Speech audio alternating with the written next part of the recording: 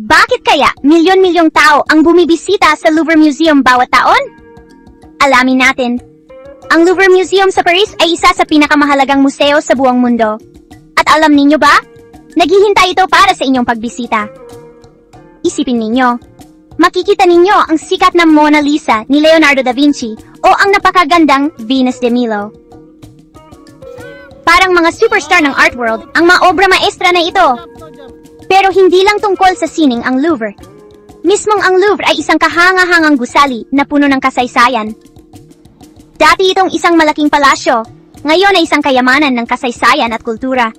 At yung bonggang glass pyramid sa labas. Ang ganda ng pagsasama ng luma at bago, tiyak mapapawaw kayo. May mahigit 380 na mga gawang sining. Ang Louvre ay may kayamanan mula sa bawat sulok ng mundo. Mula sa sinaunang Egypt hanggang Greece, Rome, at marami pang iba.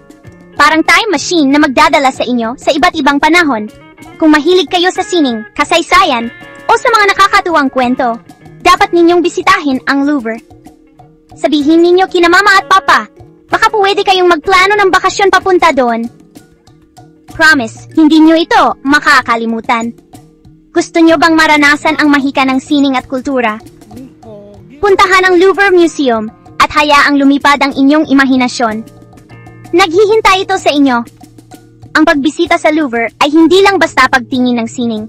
Ito ay pagdanas ng mahika ng pagiging malikhain at kultura ng tao.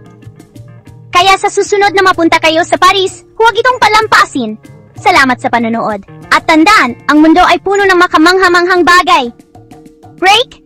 Patuloy na mag-explore. Kita-kits sa susunod.